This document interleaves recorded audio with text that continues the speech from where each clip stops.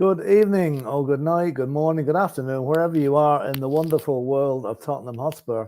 This is THFC Till I Die, and this is the first of our new Monday night podcasts, which we've tentatively named the Monday Night Massacre. Now, you can work out the meaning of that for yourself as the show goes on, but I'm joined tonight by the newest member of the THFC Till I Die family. It's Boris, and Boris is going to have a chat with me about various things to do with Tottenham this week, the transfer market, the game on Saturday, and more significantly and more, this is not a good subject we have to talk about, is the antics of Yves Bissouma. Boris, how are you tonight? Not too bad.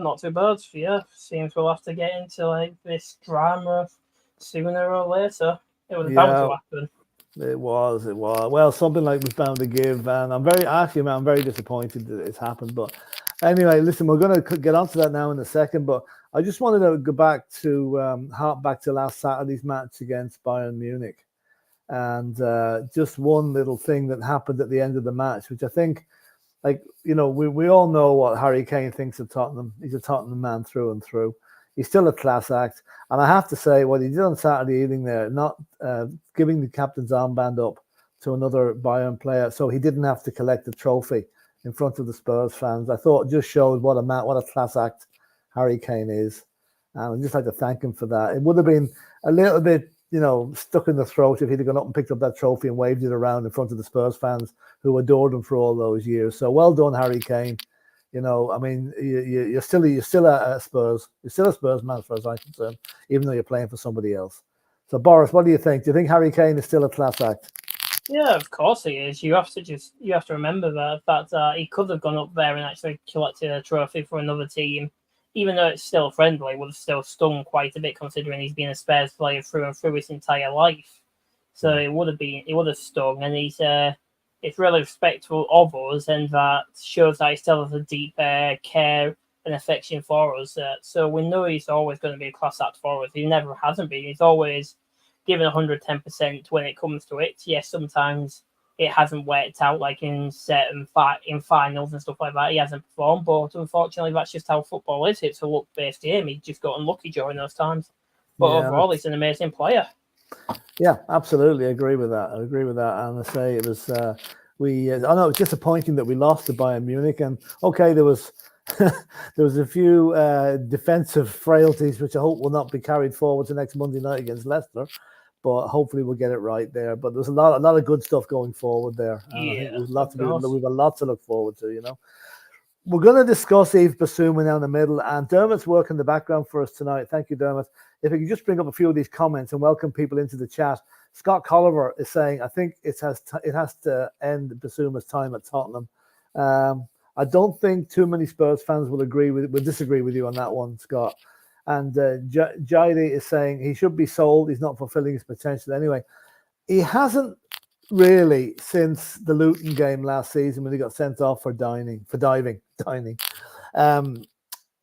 Okay, I saw him play against Burnley in the third last game of the season last season, and he was excellent that day. But for a player of the price that we paid for him, and for his stature and his ability, he's not been playing well, And it's sad, but and then he goes and does something. Just bring up the banner there, Dermot. Oh, Indian.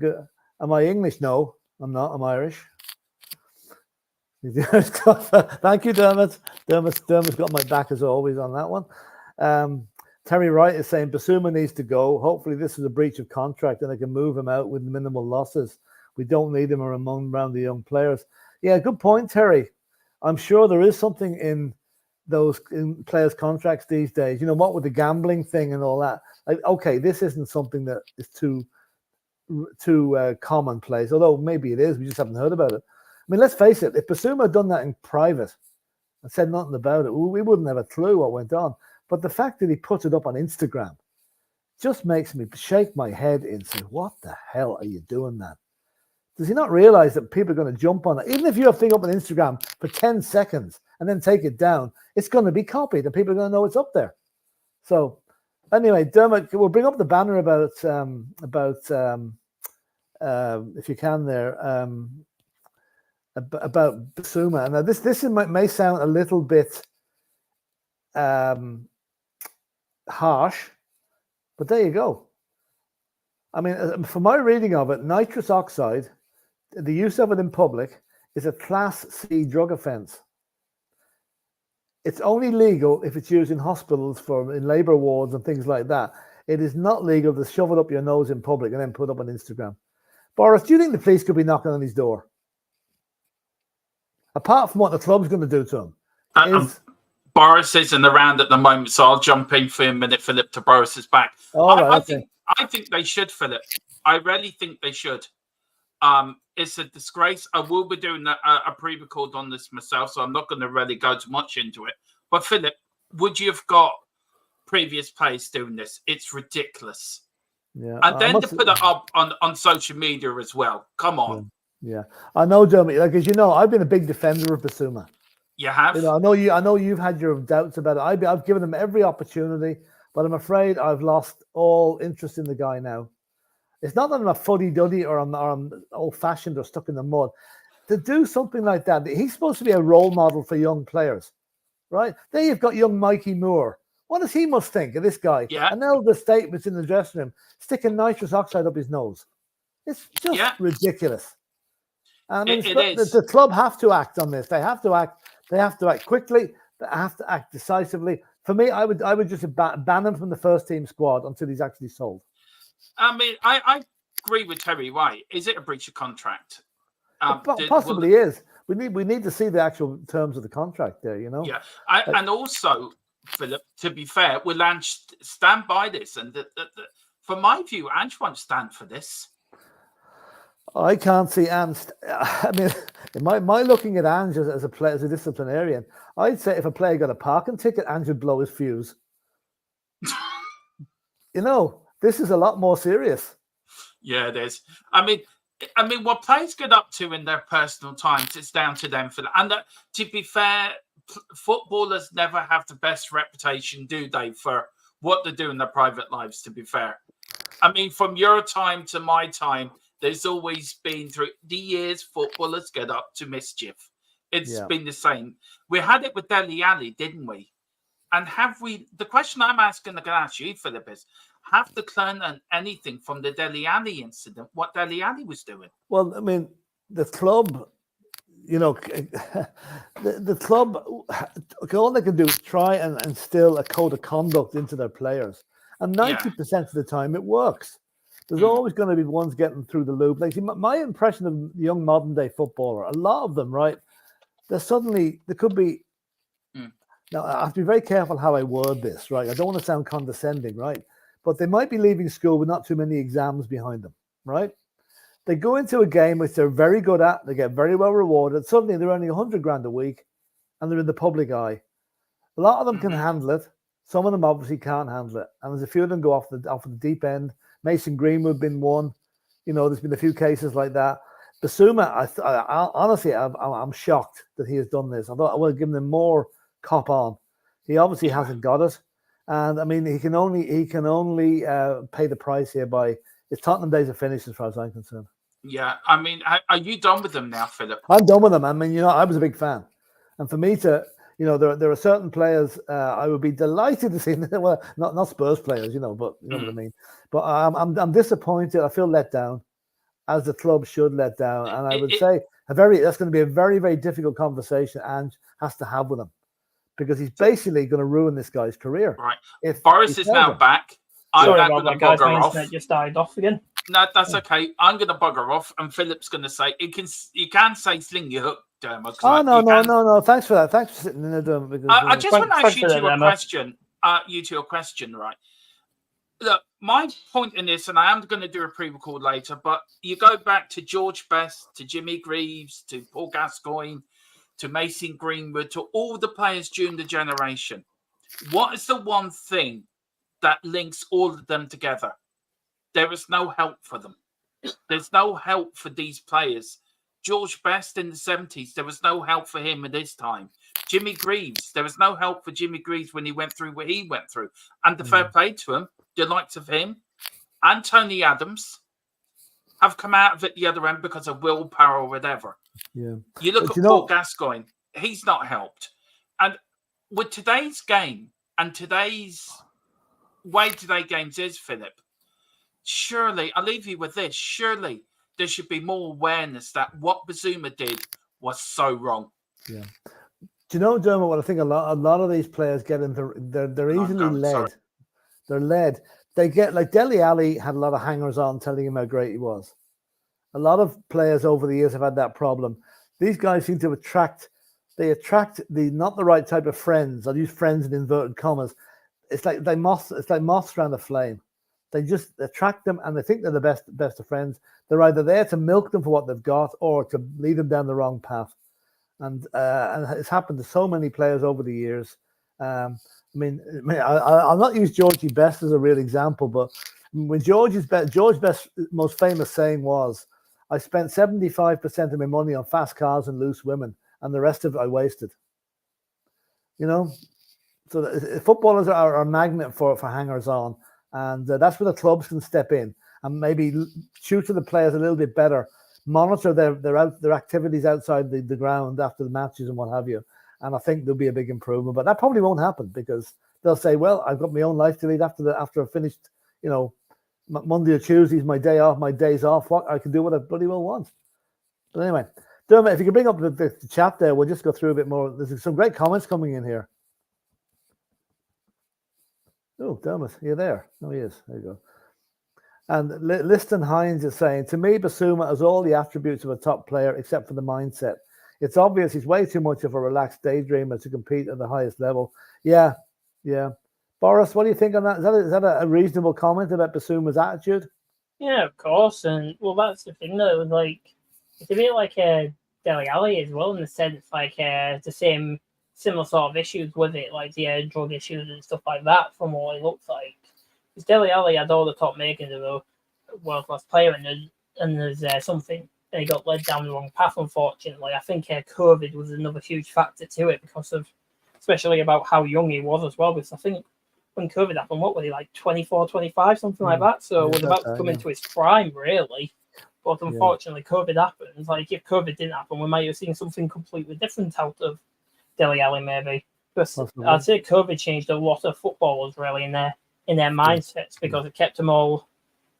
That's a very good point, because they loads of times they weren't playing football. They'd loads of times themselves. You know, not that they weren't playing football, they were stuck in their house a lot of the time.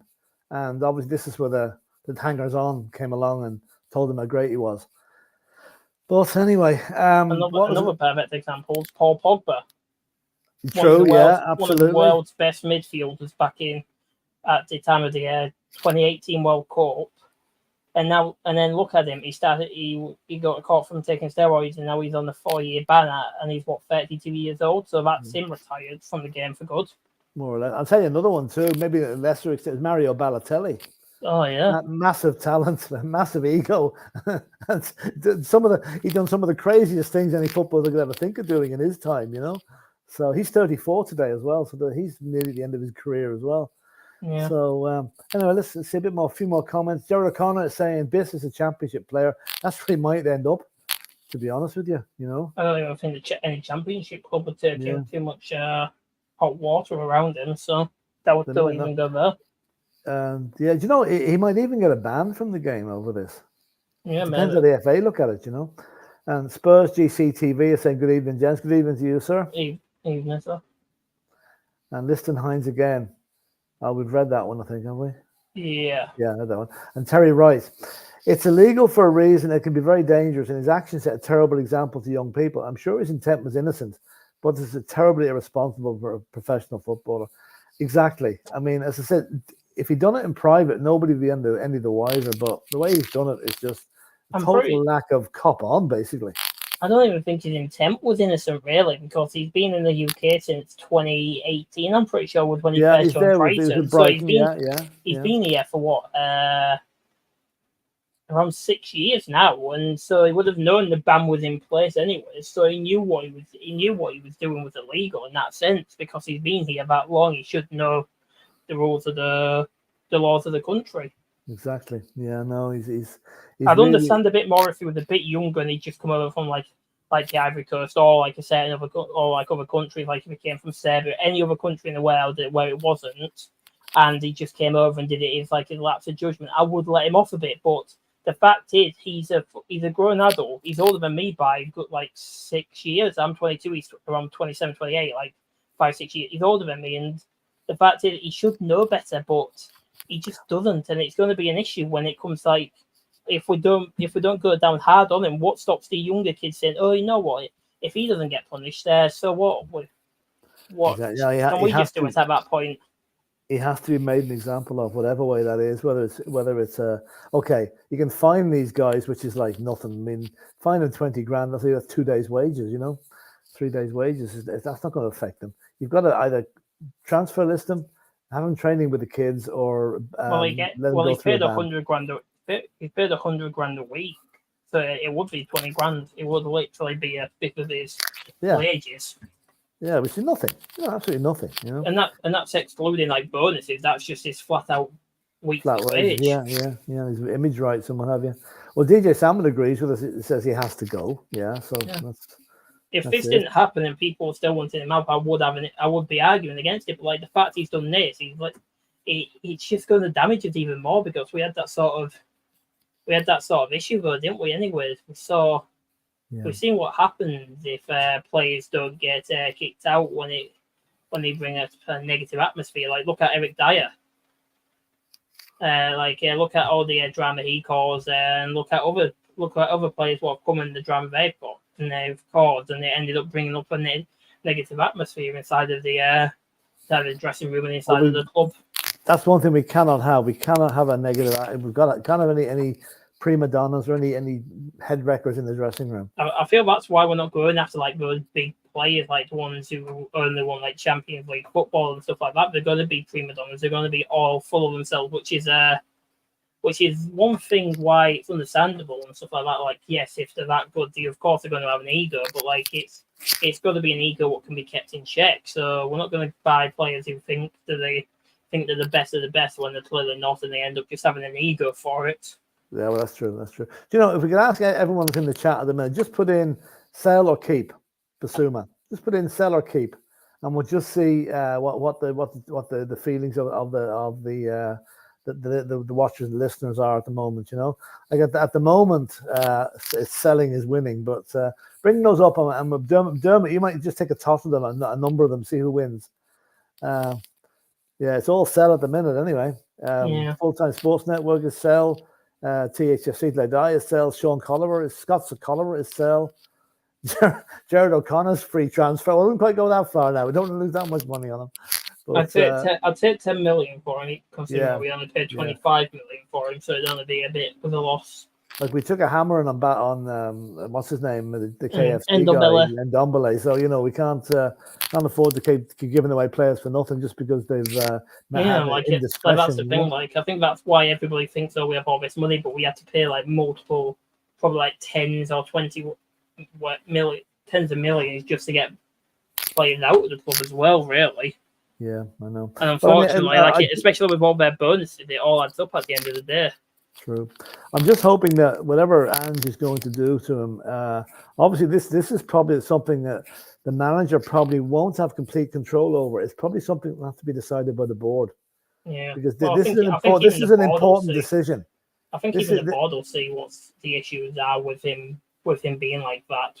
They will, but this is something Ange should not have to make on his own. Yeah, of course. I think it'll have to be consensus that he's got to go. And listen, we'll keep a tab on that on the numbers who want to keep him, which is nobody at the moment. Everybody wants to get rid of him. Yeah, it seems so. And I'm talking of getting rid of. Emerson has now departed the scene and signed for AC Milan in a deal that's worth about 15 million to us, I think. 15 million euros, so around 12.8 million pounds, and then bonuses as well. He agreed personal terms 3 months ago, so that shows you how long this one's been dragging on. You see, that just shows that those teams do have the money. They just like being even more cheapskates than Levy does. Yes, exactly. It was a long drawn out one, and this is someone we're actually going to come back to. If you can start that one, Dermot, I've got that actually as a talking point later on, if you don't mind. But a possible replacement for Bissouma. And Carl Simpson saying, "You in the swap deals, European teams will still take him. Maybe they will, but I'll use Ivan Toney. I'll use Ivan Toney as an example. I mean, everybody thought he'd be well sought after. He's still at Brentford. We didn't go in for him. Well, maybe we did, but we didn't get him. Arsenal had talked to him. They didn't want him. So, it might not be as easy to get rid of him as not, But anyway, the next two, all I can say is good luck to Emerson. I mean, we loved him. We hated him. We thought he was brilliant. We thought he was useless. Probably all in the same match. He was a bit of a character in the dressing room, though. He will be missed in the dressing room. He seemed to really get on with the rest. He was one of those players who was great in the dressing room, like a great dressing room player like Ben Davies is now. The great players to have around the club to just keep the atmosphere and the emotions high and stuff like that, keep everybody happy and stuff like that. Because you always like if you looked at like his Instagram stories and stuff like that, you always saw like how excited everyone was, how happy everybody was in that sense. Like you just saw how everybody felt about him. Like it was like if you looked as well, like every single like Spanish speaking player, they were always all closely knit together. Even if you were Brazilian, Argentinian, Uruguayan, anything like that, they were all a closely knitted group. Yeah, I noticed the video that was released yesterday. I think when he was leaving the club, the one guy showed up on video was Bissouma. The two of them having a hug before he left. Yeah, very slow. Maybe Bissouma was upset Emerson has left. That's why he went off on the nice offside kick. You wouldn't know. Yeah, maybe because it came out. What was it? Late last night when. Yeah. So it was during the evening when that came out. But anyway, listen, we like to. I mean, I know people have mixed opinions on Emerson, but any player that leaves like he did, like he wish him best of luck with AC Milan. Exactly. I hope he has a great career. He's only 25. He's young. He's got plenty of. I think I saw the picture of him in the lovely little new baby with his partner as well. So I wish them best of luck in their time in Italy. And as long as you don't come back and bite us at White Hart at the Tottenham Stadium sometime and score the winning goal in injury time or something, So anyway, well, it's Milan, so we never know. Especially considering last time we were against Milan, that ended up happening to us again, didn't it? Yeah, that's it. Now, this is the one. Now, I should say, we normally don't come out with things like this unless they're pretty cast iron going to happen. This one is growing legs all the time.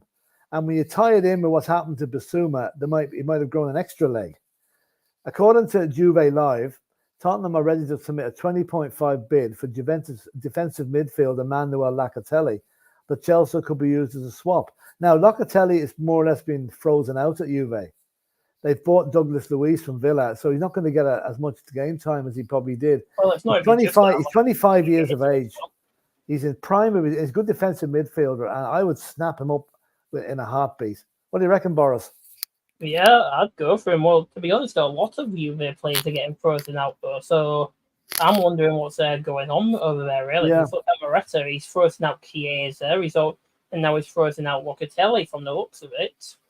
So it's a bit concerning what's going on over there. Because, you know something? I couldn't give a tuppence about Juventus as long as we can get some of their players off them. Because I know, but you always wonder why they're getting frozen out. Though. Yeah, that's like I don't want it to end up turning into another Bissouma, another Ndombele. I don't want anything like that. Or another Sessegnon at the end of the day. Like let's be honest, Fulham probably knew about Sessegnon and injury-prone issues, but they never told us. Let's be honest.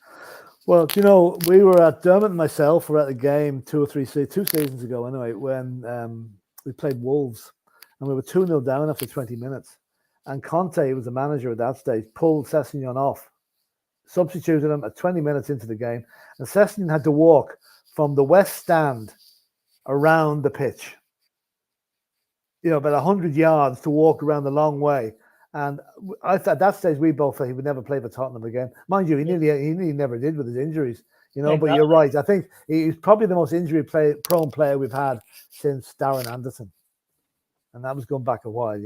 Yeah. But anyway, listen. Good luck to another one that's left the club on a free transfer, and I hope he does well at Fulham. And he's a decent player once he gets fit, if he ever gets fit. Exactly. But anyway, Daniele Zito said I would take Locatelli, really good midfielder. Yes, so would I. Yeah, from what I've seen of him in the Serie A, he is a great defender. It's just like hopefully he can transition that over to the Premier League, because as we always know, like the Premier League's a completely different ballpark. like the Serie A, it's a more it's like a really defensive league, and it's quite slowed down pace. So hopefully, he has. Like I haven't, because like when we're watching Serie A, I always see it like his slow paced matches and stuff like that. Like the only manager what actually plays like a really attacking style really is Moretta.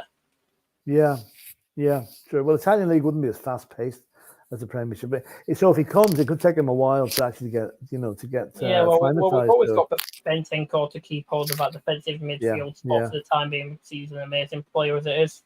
Yeah. And by the way, just we're trying very hard here to get up to 2,000 subscribers. At the moment, we're 9 short of 1,900.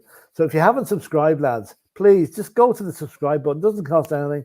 Click the button, subscribe to us, help us grow, and hit the like button as well, because that helps the YouTube algorithm, whatever that means. And not even just that. Like even if you get your dog to make an account, get your nan to make. Yeah, it doesn't matter. Get your budgie. It doesn't matter. Get your friends who are Arsenal fans. Just get them to join up. We like having other club fans on here as long as they're respectful.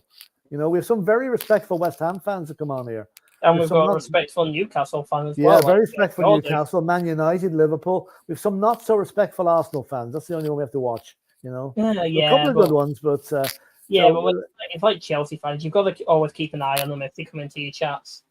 Oh, the Chelsea, the team that was founded in 2003. Yeah, exactly. Yeah.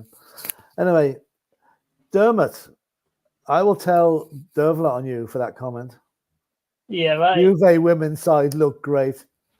Mind you, I can't talk. I was watching the women's volleyball, beach volleyball, the Olympics final, which was quite interesting. But anyway, what do you mean you and Carl were there doing the commentary on it? What are you talking about? I'm saying nothing. I found you on some dodgy website called www.phillandcarl.com. I see what you do, Rocky. No, I tell you, actually, I was sitting here. I was actually watching it very respectfully. My wife was watching it as well, and all she could say was, "How come the Brazilian girls are so modestly dressed, and the Canadians look like they're going for a swim?" All right, before we get demonetized again, before we get demonetized, yeah. Anyway, and Carl is saying I was holding the water in the towel. Be like Father Jack in that episode of Father Ted, who was doing a wet t-shirt competition. All he did was more water. Anyway, tequila. Italian women are always sexy. THC till I die. Right. I think we better get back onto the football here, lads, because if the YouTube police are watching here, we could be in serious danger of getting another knock on the door. Anyway, DJ Samuel said I was making tea and coffee. Very good. That's a good excuse. I might use that one myself. So now that's what Locatelli dealt with. Now, other transfer rumours. What's next, I can't even remember now what we're going to discuss next. Oh yeah. Here we go. Spurs going after another striker. Right. Now, if I said the word Jonathan David to you, Boris, what would you say? A small person Canadian striker. Yeah. A good foil for Solanke? I would say so, but like he's a great player, but everybody also seems to forget that a lot of his goals also come from penalties, and we're not a team that really ends up getting penalties. Yeah, well, one penalty or two penalties a season, that's all we ever get, Yeah, it was only one penalty last season, and Son took that, so I doubt David will get that. I doubt David will get that job, because if Son scored a penalty, he's probably going to be our penalty taker for the time being, unless Solanke proves that he's a better penalty taker. Solanke took a couple for Bournemouth last season, all right. But I'm just wondering if the likes of Jonathan David, he knows Spurs have signed a target man striker now. He knows the way we play. We don't play 4-4-2. Yeah, so is he going to come with the Spurs to sit on the bench? No, he'd probably end up being fair choice striker anyway, because it'll probably be Solanke, Richarlison, then David, if anything. Like, I know we've got extra matches this season, the Europa League and whatever, but we've got the likes of Will Lancashire, who's moved up the pecking order. Like, Dane Scarlett seems to have moved down. Dane Scarlett wasn't even in the squad. I actually saw a rumour about Dane Scarlett. It seems like Sunderland are considering a loan move for him. Okay. I think that probably will happen, because, I mean, what I saw, Will Lancashire, I think, is more... suited to the striker's role. Maybe I know Scarlett's a smaller type of individual, but Will Lancashire for me now has moved way up the list ahead of him. Yeah, I'd say even if Jonathan David Cook did come in, I'd say Lancashire be fourth choice. What's this here? Tequila. David won't be available though sometimes due to his casting in the new Star Wars films about the Ewok. Oh, now come on, that's a bit harsh. The Canadian Ewok. That's a bit harsh, you know. But listen, I think, in my opinion, there's other areas we should be strengthening. I'll say the right wing. Yeah, I mean, yeah, okay. I know Demo will hate me for this, but Johnson was good, but he just can't cross the ball in, and we need that sort of player who can cross the ball in to give Solanke better options, and that's why Neto looks like the main option for us because of how good he could cross the ball in. So I don't even think Eze is that good at crossing balls in, really. Well, Eze, there's rumours. I hate using the word rumour, but there was talk. Eze is still on the cards for Tottenham. He's still on the cards, but it seems City's also looking at him now because Alvarez has actually signed. Alvarez is gone, yeah. He's officially signed for Atletico Madrid, and as Terry Wright said, right wing must be our top priority, and this is why I like Tatsufu Kubo from Real Sociedad, the Japanese kid. He's 23 years old, and he's an amazing player. He's an amazing player. He's got the speed. He's got all that. So I think if he worked on his strength a bit, like what we've seen from other players, we've seen Vicario's a lot more bulky, Udogi's a lot more bulky. So I think if he gets some more time in like a gym or something like that, he'll be perfect for us because he's that amazing. He's got great control of the ball. He knows how to score goals. He knows how to pass and get forward and stuff like that. He's like the Japanese meat. Yeah, the roadrunner, like the Japanese roadrunner. That's what he's like. He's that fast. The only worries I have about Japanese player, I know the young lad at Brighton did very well. You know what he called him? Matoma, and a couple of guys up at Celtic did okay. But I always get a little bit concerned. Will he make it? Will he have, as you say, slight in build? Will he make it? Now, regarding your point about Johnson, I've given Johnson. I think he'll come good. Yeah, he has had some very good moments last season. Okay, he's had a few dodgy ones as well. But I think he's potentially the best crosser, and he won't be a full-time player in the squad, is Timo Werner. I mean, Timo Werner showed against Bayern Munich there. He went by his fullback a couple of times if he wasn't there. And if he can replicate that and get the balls in for Solanke, it could be good. But generally, our crossing is not great, though. It really isn't. We need to improve it big time. Especially with... It's like Richarlison, we saw if he got some better crosses into him, we see how good he is at heading in goals and stuff like that. He's amazing with that sort of stuff. So if we get an amazing crosser in, so that'll be perfect. But as if Demo brings up this comment from Terry Wright, Bakayoko would be a great signing in his opinion. And he's not wrong. He would be a great signing, but it's just would he come to us, considering I'm pretty sure PSV are in the Champions League and we're in the Europa League. Yeah. Well, that's the thing. Is he a regular where he's playing? Yeah, he's pretty regular. He's their starting right winger. Yeah, and he'd hardly drop a league then, really. There's DJ Samuel saying Sunderland looking for a striker. They're also looking at a French League 2 play who scored 25 goals last season. Yeah. No offense to the League 2 of the French League. It's not that good. No, I wouldn't think it would be. I don't think it would be.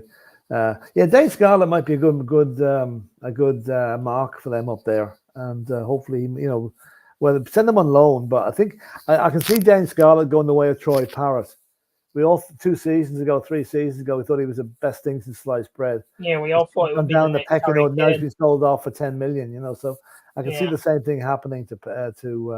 And I see Will Lancashire becoming the second Kane, but actually doesn't need to go out on loan. So honestly, I know it's going to be a hot take, but I feel like Lancashire will become an even better version of Kane. I hope so. He's certainly got all the after. He's strong. He's physical. He's good in the air. Exactly, and we've seen how good he is in the friendlies and stuff like that. He fights for his spot. Oh, he's breaking news now for everybody. So Oxford United. Yeah. Oxford, Jesus. Okay, then. So there we go. That's shock. I would have thought now he would have gone a bit higher than that, but who knows? Yeah, it's still a championship side, so it's still a good side. What will end up, because it's like I remember, like Devine and Phillips, they went to Plymouth, didn't they? Yeah, or Port Vale and Plymouth, yeah. Okay. Listen, good luck to the lad. Good luck to the lad. But you can see the thing is starting to take shape now. I think this is going to be quite a busy couple of weeks coming up, So we'll park the thing about the other striker. I think if David comes, I'd be surprised if he does come. As the consensus seems to be, we need another right winger. I see the only way David comes is if Richarlison was going, but it doesn't seem to be the case now. No, he doesn't want to. This is great news, I think. Mikey Moore signing his first professional contract. I think this young lad has got everything. I mean, he's 16 years of age. He plays he was. Well, 17 now. But he was 16 when he played against Bayern Munich. Yeah. And he went out on that pitch as if he was playing a schoolboy game. He doesn't, he just fits it in. He really fits it in. And I think if we can hang on to, I know Man United were looking for him, and Man City were looking for him. He's been at Tottenham since he was 7 years of age, apparently. So he really is one, and I can see him playing quite a big part in our games this season. Maybe not as a starter, but certainly an impact sub off the bench, because the guy has got everything. He really has a lot of skill. Carl, I'm just going to say something above your comment. Can you just get rid of that person? Carl, just ban him from the chat. Oh, yes, we don't want anything political. I can do it here. All right, then, perfect. Yeah, we don't want anything political. We don't want anybody using CHFC till I die name, so we probably know who it is. All right, perfect. Thanks, guys. But yeah, back onto Mikey Moore. You were saying? Mikey Moore, I hope they're paying him well. I think they are paying him very, very well. I heard rumor that he's one of the highest paid teenagers in the Premiership. No, he is. I'm pretty sure he is. Probably is the highest paid Premier, which is great. And I know money isn't everything, but he seems to love the club. And let's hope he goes from strength to strength. Yeah. No. Now we'll just go through another few comments here. Let me see. I'll show this one here. Oops. Jonathan David or Jimenez will come in. I have a feeling we are going to use Richie in a swap deal somewhere. As long as it's not Saudi Arabia, because he's not going to go there. Davis or Jimenez? David or Jimenez? Which one would you take? Just say one of them. Yeah, I'd go for Jimenez as well. He's younger and he's a lot better as a striker. The French league in UEFA standards is better than the Eredivisie, but he's still a better player than David 10 times out of 10. Yeah. Well, then we'll see. What have we got now? Another 10 days to go on the transfer. With 12. No, today's the 12th. So we've got 18 days to go. 19 days, yeah. 19 days, yeah. So I think a lot's going to happen. I think there'll be a good few of the younger players going out on loan, certainly. And I'm hoping for at least two more major signings. Yeah, I feel if anything, he'll probably be a right wing and a number 6. And from what it looks like, it could end up being Locatelli and then maybe Kubo or the Bakayoko and stuff like that. Something like that, I'd probably say. Yeah. It's going to be interesting. It's going to be interesting. Oh, yeah. It also seems that Zubimendi, the DM Liverpool has been targeting, turned them down. Liverpool haven't signed anybody this summer. No.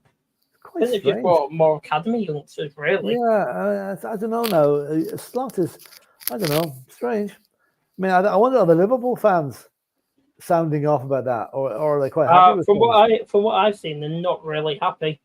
I'm not surprised. I mean, if we were sitting there having made no signings at all, I think the atmosphere. Well, you see a lot of our fan base is still angry, even though we've made 3 signings and we've got rid of a hell of a lot of deadwood. And you see everybody still out with pitchforks, marching down Tottenham High Road with burning, torches and pitchforks. Yeah, exactly. Oh, don't get me wrong. I understand where our fans are coming from, because of course we want more players, but we also have to realise it takes a lot of money to also get players out of the club as well. Yeah, exactly. The only 2 players we've got money for really this summer are Rodon and Rodon and Emerson. Emerson, yeah. Well, we got 20 million roughly between the two of them. Yeah, around 22 million. Then with bonuses added on, it'll take up to around 27 million pounds. Yeah. And Terry Wright saying the club has done a terrific job getting unwanted players out the door. Yeah, not bad actually. Not bad. There's a few to go yet, but we're moving along nicely. You can see the ANGE jigsaw taking shape, you know. Yeah, and Terry's also saying 2 to 3 more quality signings would be great, which is just what we said there now. Yeah. From what it looks like as well, it also. I don't know if they're still looking at him, but Barcelona were looking at Reguilon a bit ago, weren't they? Like a couple of days ago. I saw a thing today about Barcelona. They have bought Danny Olmo. Olmo, yeah. They can't register him until they sell more players. Yeah, I would have said if Spain didn't win the Euros, I feel like we could have ended up getting Olmo. Yeah, good player. He's an amazing player. I would have loved him at Spurs. He would have been perfect for Ange's system. You never know. If Barcelona can't complete the transfer, he might still be on the mark. But Carl is making a good comment there about our Spurs fans. He's just taking it off there. Our fans could fall out with themselves in a soundproof room on their own. Only some of them, Carl. Only some of them, you know. Only some, not all fans. Only some. They shall remain nameless. We know who they know who they are. We know who they are. But anyway, that's it. And Carl's saying, "Give me Rafinha. Give me Rafinha." Yeah, he would be a good signing, but do you think he's just too old at this point? Because I think he's like 27, 28 now, isn't he? Oh, possibly. I'm not quite sure what age he is now. I can't remember because I remember it was a couple of years ago. He went from Leeds to Barca, didn't he? Because he was on everybody's radar when Leeds went down. I'm pretty sure, wasn't he? He was. Oh yeah, he was. He was absolutely. You know, I'm just actually in the background here. I'm watching the battle of the 2 relegated clubs last season. Luton at home to Burnley, and Burnley are wiping the floor with them. Luton 1, Burnley 4 at the moment. So Luton now, Burnley managed by our ex-player Scott Parker. Yep. And DJ Samuel saying Chelsea going to finish mid-table. They're bloody terrible. Well, do you know, Chelsea have got 40 players on their books at the moment. 40 plus maybe. Around 47 first-teamers. I mean, last season, Pochettino, his problem was it was about January before he realised what his best team was, you know? And now he's going to have this new guy, the Leicester manager who moved there, is going to have the same problem. How are you going to keep those other players happy that aren't in the squad? I know he's going to keep them happy. He's going to blame the Premier League for not allowing more of them to be registered and more of them play on the pitch from what he was acting like when he was saying, it's the Premier League's fault we're having to sell academy players. They should be docked points like Everton, really. Yeah. You know, it's Chelsea, it also seems getting away with it. Docked points again, aren't they? Seems they might be getting docked points again. Well, did you see where Manchester United got some special allowance? 35 million.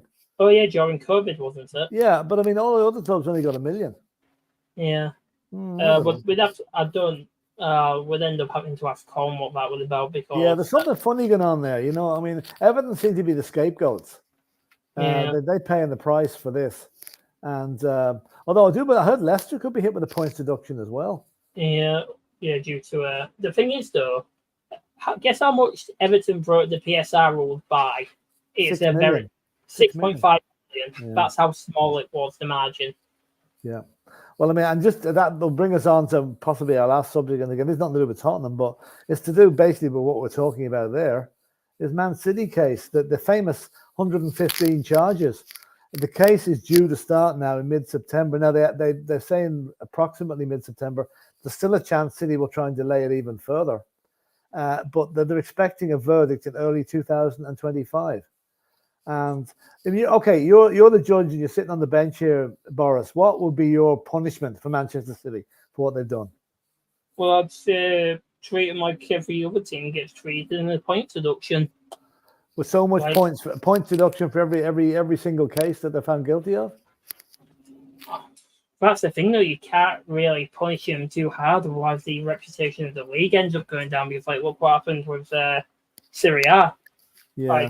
Like I know it's wrong to say let them off lightly, but it's hard to decide, and I think that's why it's taking so long for the Premier League to decide on what their punishment's going to be and stuff like that. So even if it was a minus 30 or 40 points, he'd manage to get back. Like if it was a minus 30, 40 points, and then a transfer ban for like a few years, and like a couple £100 million fine, I'd say.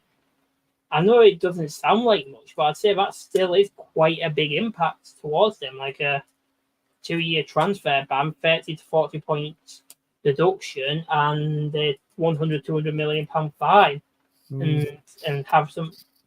So I can't say you can't relegate them though. It's that because they're that much of an institute in them. I know what you're saying, Carl. I'd like to relegate them too, but that's the difference though. We can't. But if you deduct 40 points, you are effectively relegating them. More than likely, you know. But, yeah, true. But you have to remember, it is City. They'll end up managing to get out of it and get. Well, the only worry that I have on this one, I think it's quite a strong worry, because Manchester City are effectively owned by the Abu Dhabi government. Okay, it might be Etihad Airways, who are also owned by the Abu Dhabi government. I did hear talk some time ago that there's been undercurrents or contact between the Abu Dhabi government and the British government, saying if you throw the book at Manchester City, the price of oil might suddenly rise significantly, and little things like that, trying to stop the punishment fitting the crime. But let's face it, they're guilty as hell. I'm sorry if anybody's offended by that. They are guilty as hell. Oh yeah, they were found guilty already, but got off on a technicality when they went to arbitration. So my punishment for it would be this. I would deduct them about 25 points, right? 30 points. I would put a transfer ban on them for 5 years. And there's no point in finding them because money's no object to those guys, you know. But then we'd sort of see, well, would the players stick around that are in that team if they're on the verge of relegation? I'd say the other ones are like the youngsters and stuff like that, like the ones who have come through, so like Rico Lewis, Foden, Oscar Bob, ones like that. But like players like Haaland, Bernardo Silva, KDB, on all them, like let's be honest, we probably also know. Like Alvarez said, it's because I'm not getting playing time. But let's be honest, he probably left because he didn't end up wanting his reputation damaged by this. Maybe, but it was also spoke earlier. When this thing's been dragging on so long now, it's hard to remember what the actual charges are. Like a lot of them relate to payments made to Roberto Mancini when he was manager, and also to Yaya Toure, and also putting in sponsorship money as when it wasn't sponsorship money as other. I'm pretty sure when most of the charges from like 2010 to like 2015 or anything like that, it's like the major, like the mass amount of the charges. So they're quite far back. Yeah, it's quite bad. But I mean, they're still that means if you murder someone 20 years ago, it doesn't mean you're going to get off with it just because it was a long time ago. You know, they're going to get done for the crime eventually. Now, the only thing I did hear too also that there was the rumors that the championship might not accept them. Yeah, that's the thing, and we can't. Yeah. And that's the thing. We won't be able to remove them from the league because if we end up doing that, let's be honest, the Super League will start coming back around for talks. Yeah, and let's be honest, they'd be the ones that start founding it. Yeah, but look what happened to Rangers. I mean, Rangers were relegated by 2 leagues, weren't they, some time ago? Yeah, they had to fight their way back. Yeah, but I think the difference is though, like I'm not saying anything to disrespect the Scottish League and stuff like that, but it's a completely different league, unfortunately, and we see how well the City have done for this league. They've put the league on the map, really, in Europe and all that. They've brought like the big names in and stuff like that, unfortunately. So it's a bit hard to choose what their punishment is because it could end up having major impacts on the league for decades to come. Exactly, but I think what needs to be done is the punishment has to be strong enough to mean they're not going to dominate. They're going to be down among the dead men for a while, you know. Because I mean, the crime is, to me, allegedly the crime is too serious not to have a severe punishment. Maybe just a transfer ban for a decade, maybe even that would probably end up. But then they probably do something like that. They take it to they can afford the best barristers, the best lawyers. They would take it to the court and drag it out forever. They'd end up taking it to UEFA. Let's be honest. Yeah. Anyway, we'll have to wait and see. We'll have to wait and see. Well, I think that's all the topics we're going to discuss tonight. We'll just go through the rest of the chat here and see who else has come in to have a few, and then we'll see what the actual result of the Bissouma transfer thing was. I think I know what the answer is, but anyway, Hot God 10. Oh God, I haven't seen you for a while. Welcome back. Perhaps ban them buying players. Dermot's very quick on it. Trigger fingers very quick there to Dermot. Anyway, Hot God said, good evening, Philip. Hope you're well. Hello, chat. Good evening to you, sir. Anyway, the next comment was Carl Simpson saying 27 in his prime, take him all day long. Rafinha, yeah. Yeah, well, yeah, good player. Good player. The question is, do we want to give Barcelona money? They're one of the most scummy teams out there. I'd say they're more scummy than Man City. Yeah, true. Well, Hot God saying I'd relegate them if the charges against City are severe. I think Juve suffered relegation for cooking the books. Yeah, isn't that the case that Paratici got caught up in? No, this is the Scudetto scandal, Jonathan, where back a while. Back in 2005. They didn't learn much, did they? They didn't learn from it. Let's be honest, the Serie A has always been like that, but I'm saying this as a fan of the Serie A. It's always been one of those leagues. Well, I always felt Don Corleone from The Godfather was running the Italian league. Anyway, that's another day's work. And DJ Samuel is pretty severe. He says relegate them to the National League South, even make them travel down south. I don't even think the National League South would take them.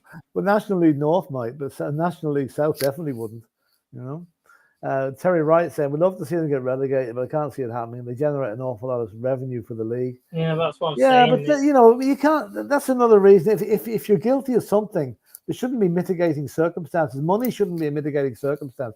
If you're guilty as hell, you should pay the price. It shouldn't be, but let's be honest here. It will pay. Money that's talks. How the Premier League. That's how the Premier League works. Unfortunately, we've seen that because we're seeing now it's the biggest revenue stream in the entirety of football, the Premier League. Exactly. And Carl Simpson's a very good point here. He says there was a reason that Guardiola stopped all contract talks. Yeah, he probably knows. He'd know more from being an insider there what's actually going on and what can possibly happen. So yeah, look, Guardiola, he's been heavily linked with the England job, hasn't he? Yeah. To take over from the Irishman who's taken over as interim. Well, Lee Carsley's only there for an interim period anyway. Yeah. Well, that's unless he does a really good job. I wouldn't mind seeing him as the manager with how good he played with the under 21s because of the amount of players he brought through that as well. Like he brought Palmer into the U21s, Trafford, who was the best player in that entire U21s tournament, the best keeper there. Yeah.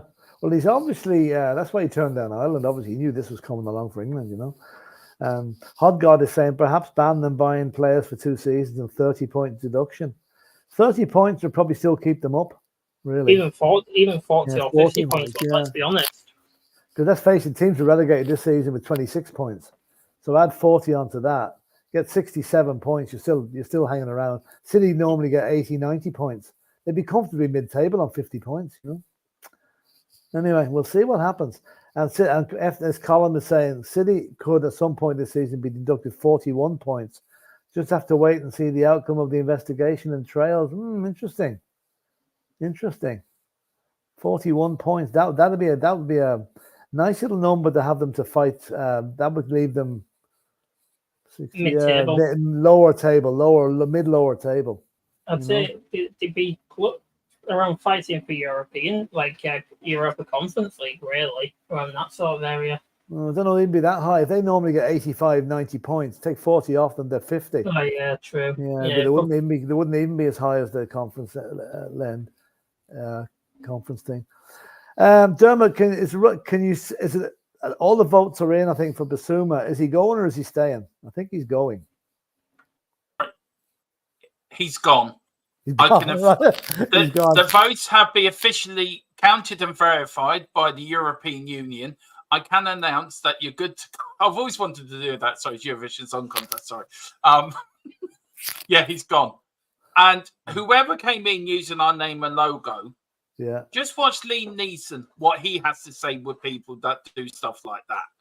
Then you know what's happened. Then you know. I'm sick of this idiot coming in, ruining our shows, guys. I don't know what. you want to say anything, but I think it's got to stop, and this idiot has to go and get a life. If Liam Neeson is listening, we'll send you your man's address. Liam, go and do a job on him. I'm only joking, by the way. Don't take that seriously, YouTube. I think we'll end the podcast on that bombshell. I think so. Liam Neeson, the Liam Neeson show. Anyway, listen, that's been a really, really interesting and enjoyable show, lads. It really has been. We've covered a lot of tactics, a lot of different topics there. Again, thanks to Boris for he's like a duck to water taken to this podcast and this streaming lark. So well done, Boris. And thanks, Dermot, again. You know, keeping us on the straight and narrow in the background there. Exactly, making sure we kept on track. Yeah, exactly. I love doing YouTube, and I love my channel. I love this channel. I love the good people I work with. We've got a good group here now. Myself, Tequila, and Boris, you, Philip, and Colin. Everyone, please, I'm going to keep saying this. Everyone in this channel has different opinions on Tottenham. We're all Spurs fans at the end of the day. So everyone, please respect the hosts, respect the people in the chat, but also respect the people that are hosting and running the shows. We don't get paid for doing this. This is something we have to do off our own back. We make an awful lot of sacrifices in our own personal lives to do these shows.